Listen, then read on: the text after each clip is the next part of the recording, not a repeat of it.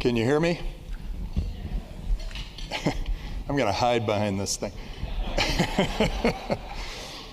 After that really kind introduction, it's a little embarrassing to come up here and say, well, we've scrapped the idea of the school and we're going to build a mausoleum across the street and where the collective is, and then probably turn the Ben Franklin into a brothel. But you know, I think San Mateo went for the school. You think they'll go for that?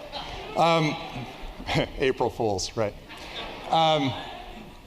So I'm gonna skip this, but this is you got some explaining to do, and I'll go through that in a bit.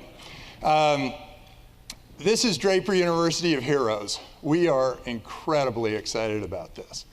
I've dedicated my whole life to spreading entrepreneurship and venture capital around the world, and now that they all seem to have venture capital and entrepreneurship, I am hoping to have San Mateo be a beacon for all those great entrepreneurs all over the world, and we hope to make Draper University of Heroes that one place that everyone in the world who has any kind of an inkling of starting a business will go. And we want to encourage them, give them a little shove that gets them over the top. Since you guys or a lot of you are in the construction industry, I thought I'd share something with you. When I bought this hotel, I just bought it because I thought I was expecting inflation because the government was spending so much money, and it was cheap. And I thought, oh, this will be great. I'll have a hotel. And then I found out that they had sort of absconded with all the parking around the hotel, and so I had to figure out what to do with a big building that housed people with no parking. And so I brainstormed with my family, and my son came up with the idea of a school. And all of a sudden, all these things fell into line for me. It was just the right time and the right place, and I thought, oh wow. Well, first, yeah, let's start a school, but then what do we know about schools? We don't know anything about schools. And I said, but I do know that I went through school and there was something missing.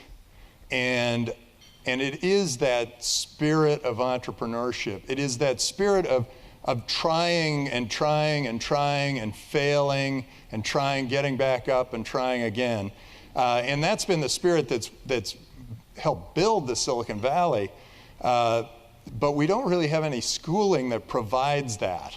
It's this, and we call it heroes or superheroes, where we try to generate this creativity inside of those students and get them to really think that the world is there to be changed, to be built, to be to shake the place up. And so you can get a little bit of a flavor of what we do. Can you guys all read that? Sort of. Okay, well, what I thought we'd do is at least get the table from Draper. Why don't everybody get up, and we're going to say, this is the superhero oath of Draper University. So you get an idea of what these people are doing. And if you can't read it, just kind of mouth the words. Okay, everybody stand up. This is what we do every morning at Draper University. I will promote freedom at all costs. I will do everything in my power to drive, build, and pursue progress and change.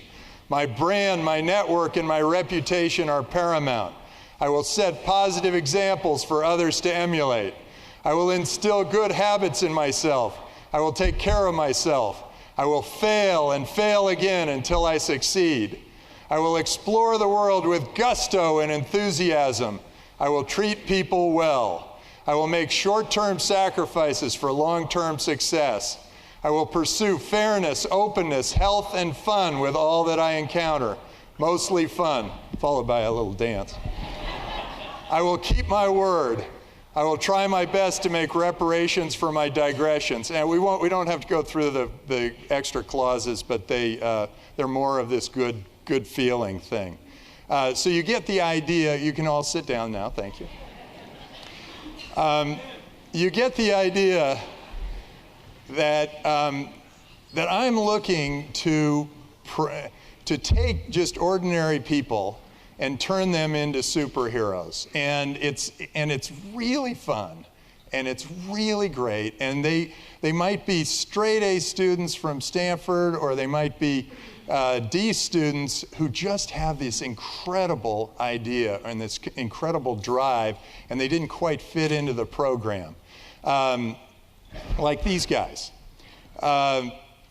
And this is what we look for, and the spirit of superheroes gets people thinking about what's possible. Heroes are a little bit history, and superheroes are future, and we try to encourage future. Okay, this is the intermission. I call it a pre-roll. I just sell things. This is my dad's book. It's called The Startup Game, and it's about the entrepreneur and the venture capitalist and how the two of them get along. It's a terrific book. Watch this show. This is my daughter's show. It's called The Valley Girl, and she interviews entrepreneurs in a very fun way, gets them to dance and sing and do silly things. I don't know where she gets that, but and this is my son's incubator called Boost Funder, which is going to work sort of in parallel with Draper University. And so I encourage you to get your entrepreneur friends to apply to Boost. And this is DFJ. We're a big venture firm, kind of spend our time building venture capitalists and entrepreneurs around the world. Okay, that's it for the ads. So first we're going to start with some definitions, and this will be kind of fun. We'll start with Scott here. Scott, stand up and give high fives to as many people as you possibly can. As soon as you've gotten a high five, stand up and start giving high fives to the people all around you. Okay, ready? Go. See if you can do it in 18 seconds. Okay. You better hit another table.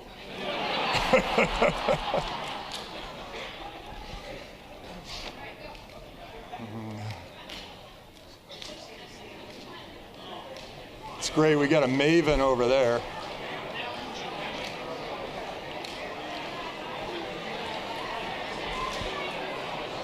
There's still some Pakistanis in the back that don't have it.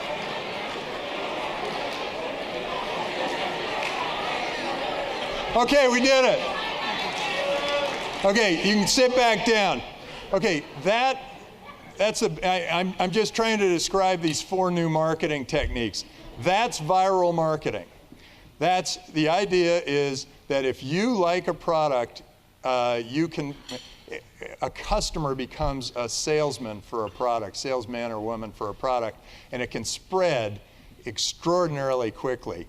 Okay, social marketing was because everyone started to do viral marketing, and it became spam, and people were getting messages that they didn't want. And social marketing would mean just you as a group, you'd be sort of one group, and you'd be another group, you'd be another group. And it was a way for all of us to sort of control the messages that we were getting. Can somebody give me a ride to the airport? Okay, there are 2 rides right there. That is called crowdsourcing. You go out to the crowd and you see the most efficient, you look for the most efficient way to get a service provided. Or from the business's point of view, it goes the other way. And then who here would give $1 to cure lung cancer? Okay, everybody but you.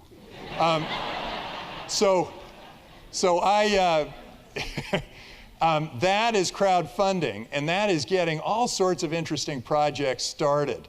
And I'll get into some of those if we do have time. I'm going to try to whip through this. Okay, we started out thinking globally in venture capital because I remember Silicon Valley when we were riding our little bikes around and it was apricot groves and there was nothing else, and all of a sudden it became this great thing. So we started to look at the opportunities globally, global warming, global finance, global communications, global health, and I started to think globally, and part of it happened because I met these 2 guys who did web-based email. and one guy was Indian, and they said, okay, we figured out how to do web-based email, and we've decided to give it away for free. And as an investor, you're thinking, you're going to give it away for free? But we said, okay, and that's great. And how are you going to market this? Well, we're going to do TV ads and billboards and whatever. And I said, I'm not so sure we have the budget for all of that. And so, necessity being the mother of invention, I said, what if you just get it out to all those people that are on this web thing? And they said, oh boy, that's called spamming. We don't want to have anything to do with it. And I said, wait, what if you just put a little message at the bottom of everybody's email that says, and then I came up with this, P.S. I love you, get your free email at Hotmail. And they looked at me like I was, of all the investors in the world, why did we end up with this one? So, but I kept pounding and pounding and pounding, and finally they said, okay, but no P.S. I love you, just get your free email at Hotmail. And I said, oh, okay. But to this day, I think we would have had a much more loving and peaceful world. Anyway, so Hotmail spread to 11 million users in 18 months, and the founder sent one email to his friend in India. And within 3 weeks, we had 100,000 registered Hotmail users in India. And at that point, I thought, wow, this just changed everything. Because I had worked at HP in international, and I knew how hard it was to do international business at that time. And suddenly, it was just like the click of a button.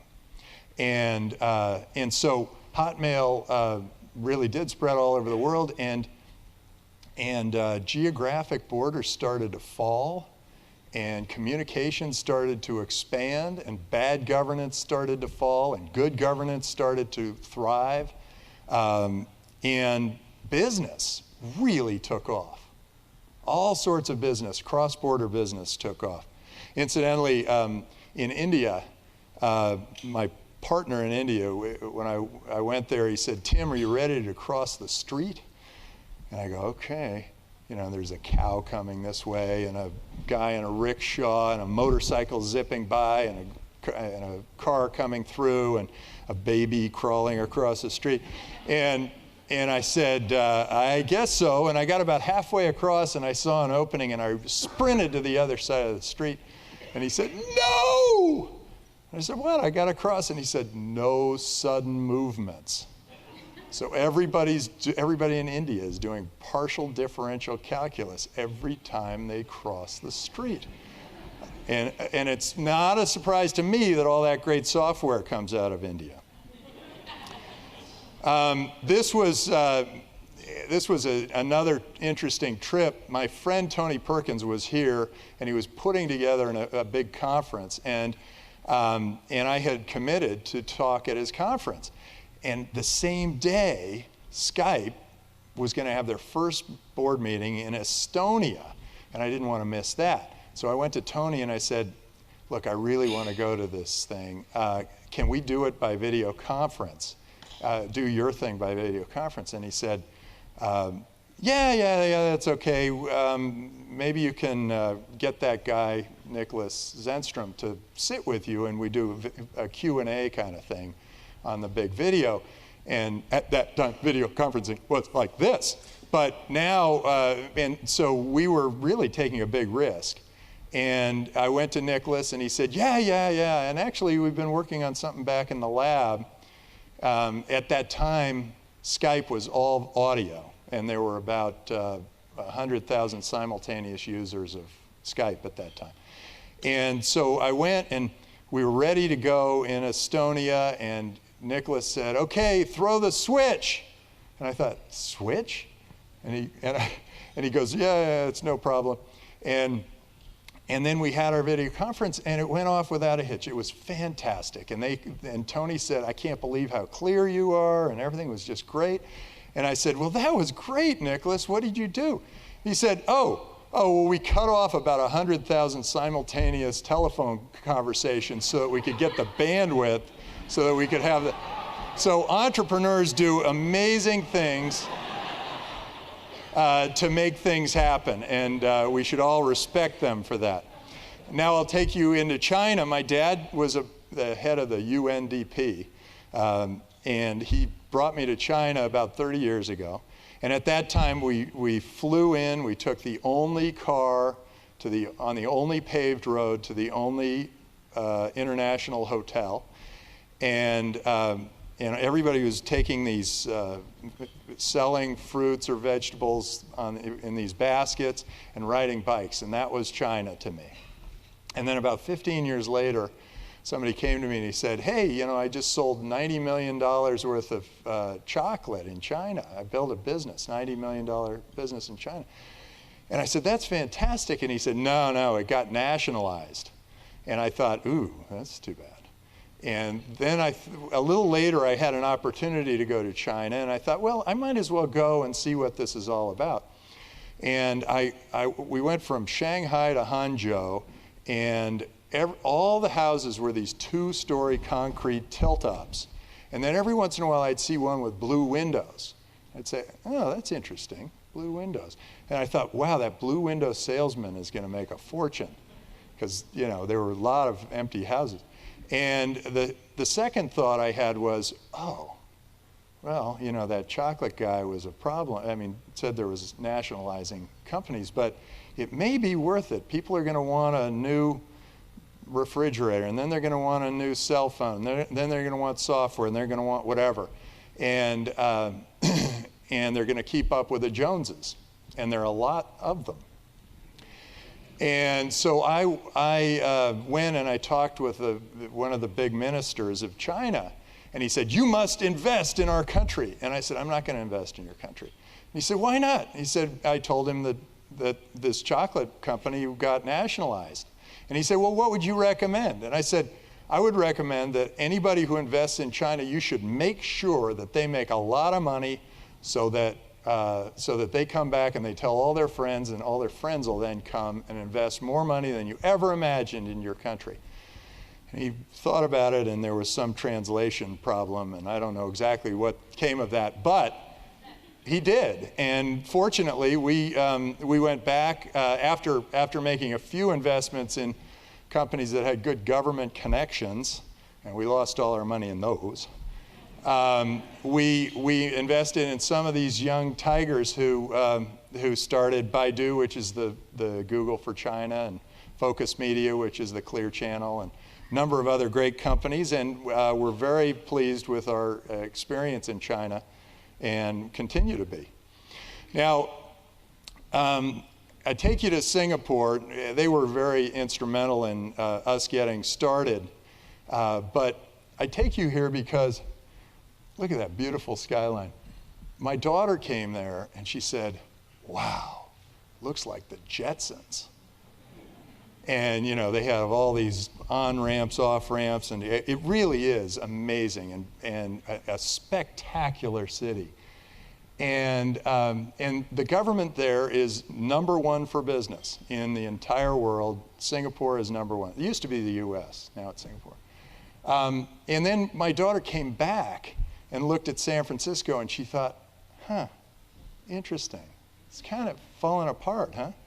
And then she, of course, went to New York, and she said, oh, this place is totally falling apart. And it made me think that, it's nice to see some good government officials here, because you guys can make a difference here and make all of our lives a lot better, and just by kind of letting business do its thing. And this is just the opposite. Russia is just the opposite.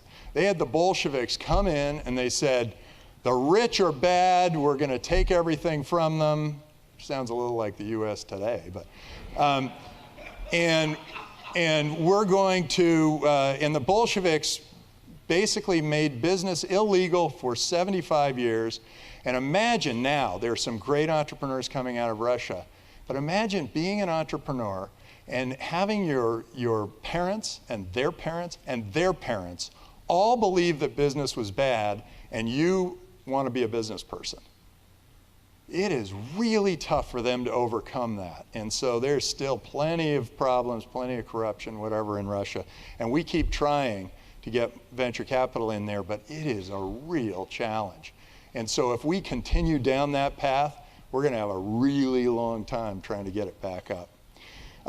Ukraine was very interesting too. I met with the president of Ukraine, Yushchenko, and he was the guy who led the Orange Revolution, and he did it with instant messaging.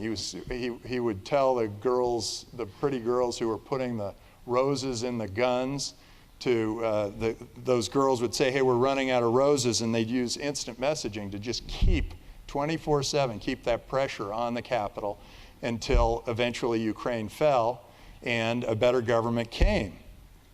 He also said, you know, come invest in our country, and I said, I'll never invest in your country. And he said, why? And I said, because it takes 6 months and 23 bureaucrats before I can even incorporate in this country. And he said, that will be one bureaucrat, 1 week. And wasn't it great because we made it so that you Americans can now come to Ukraine without a visa? And I said, yeah, that was great. Now, it hasn't happened in Ukraine, but he at least the message was there, and he was competing for the capital and the businesses and the great minds. And you start to see this, and you start to see governments starting to compete with each other, and a bad government like the Egyptian government and the Tunisian government getting overthrown by Facebook and Twitter. Very interesting seeing how this great communication tool that we've started through the internet is now encouraging good governments and overthrowing bad ones. Now this is a little bit my experience as a builder. Now I'm not as experienced as you guys are, but this is sort of what I got. I saw, you know, no left turn, and I didn't quite know what that all meant. But this is where I say to SAMCEDA, you have a mission, guys. Make it happen.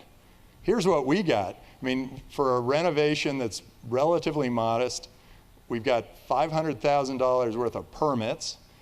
I had to pay $30,000 for some parking study. We had a 3-month delay. I'm sure you guys have experienced much longer delays than that. Concerns about what color the building would be, whether the curtains could be open or closed during certain hours of the day, how many feet of retail space we would be experiencing. Some of them wanted to make sure we kept Where's Waldo, which was painted on the side of the building. There was an elevator problem where they said, well, this was fine for 2007, but ADA has made it 7 inches wider now. And then we had an egress problem where the fire and safety guys said, you got to put another egress here. And we said, okay, we started to put the other egress there, and the Historic Society said, you can't have an egress there. I mean, you guys, you're kind of nodding, going, yeah, yeah. You haven't seen anything, Draper. But this was the first I saw of it. And this doesn't happen in Singapore. In Singapore, look, you're going to put in an entrepreneur university. What can we do for you? We will level these houses and give them apartments in these buildings. It's a very different feel. So this is competitive governance. Get used to it. And we are ahead, but we are behind in our thinking. The U.S. is way ahead, but we're way behind in our thinking on how are we going to compete for the great minds and the capital and the businesses of the world. Interestingly, I'm going to give you a few kind of fun examples. The one up on top there is called Blue Seed.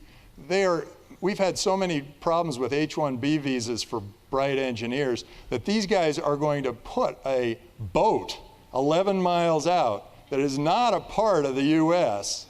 and have those engineers take a little ferry in every day, and then they do their work, and then they go back out, and then they sleep in Blue Seed, this country.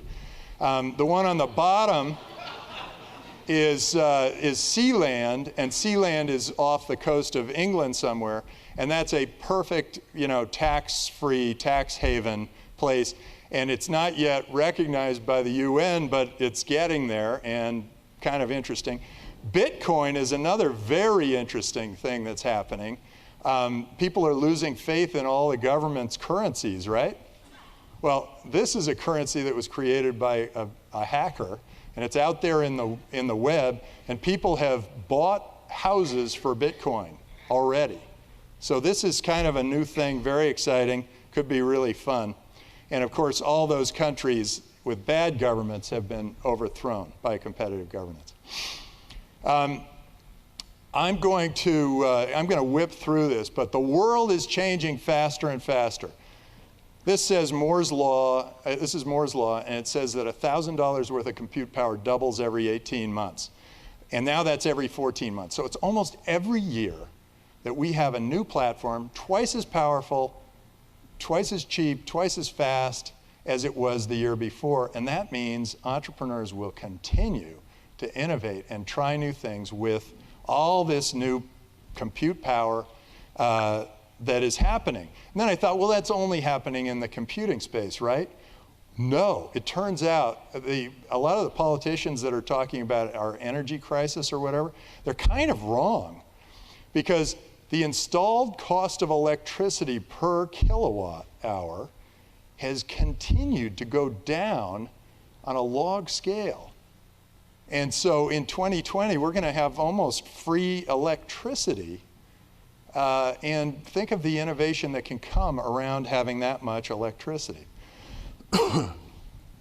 So think of all the changes that have occurred recently, and think of all the changes that have happened in the last 150 years. That includes the light bulb, indoor plumbing, radio, automobile, television, airplanes, the pill, the bomb, microwave, semiconductors, satellites, photocopier, space travel, computers, email, fiber optics, biotech, cell phones, x-rays, internet, digital cameras, web browsers, search engines, smartphones. These things have really changed our world. But with Moore's Law happening in all these industries, the next 15 years will give us the same amount of change as we've had in the last 150 years. So imagine what that could mean. That could mean desalinated water, near infinite energy supply, new life forms, near thought communications.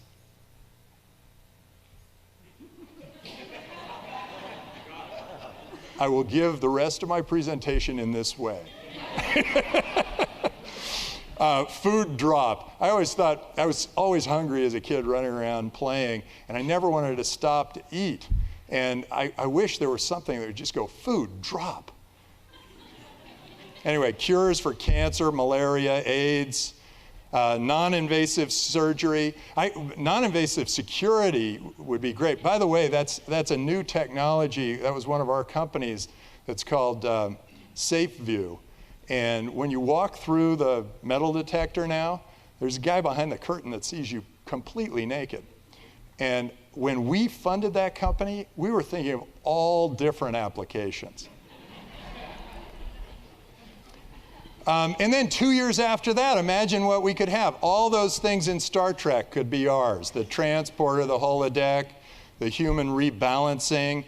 And then I think of what we really do have now is need anticipation. I've seen companies that are testing you on a regular basis of, testing your blood, your pulse, your whatever. And imagine this, this test runs, and then it realizes that your blood glucose level is a little low, and a pizza is delivered to your house. And then human-animal communications. I think we can get there. I think that, okay, give me 17 years and we will be communicating with animals. Okay? I'm just going to make one quick story here about the Pebble.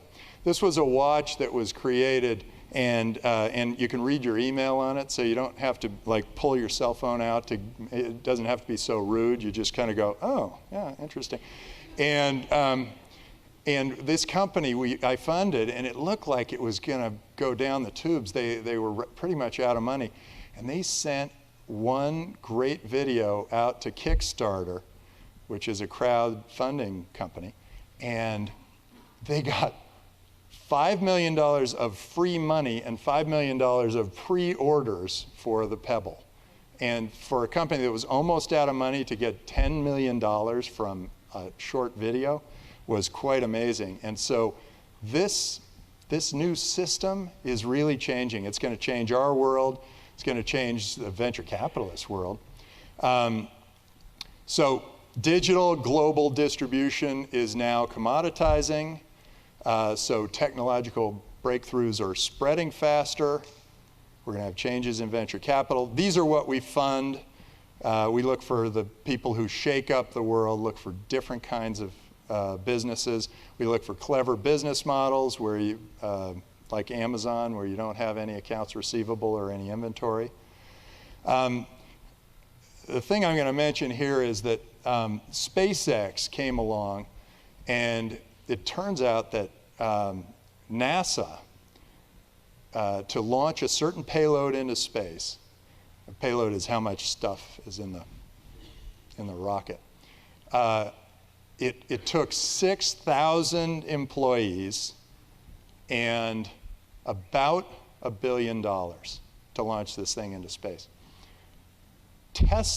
SpaceX can do that same thing with 35 employees and $40 million. So this is where government should really get out of the way and let the private sector perform. That is a major breakthrough in space travel, and eventually Elon Musk, as the CEO, is going to get us all to Mars. And nobody believed he could compete with the rocket business. Nobody believed he could compete with the automobile industry. Nobody believed he could compete with the banks, but he started PayPal, then he started Tesla, now he started SpaceX. I believe we're going to Mars. And remember, wherever you go, whatever you do, entrepreneurs are heroes. They take long odds at extraordinary outcomes, and they do amazing things, and all of our lives are better for it. So with that, thank you very much for your patience and tolerance. Do I have time for a question? No. Okay. What's that? I wish. Okay. Thanks. No time for questions. I'm out of here.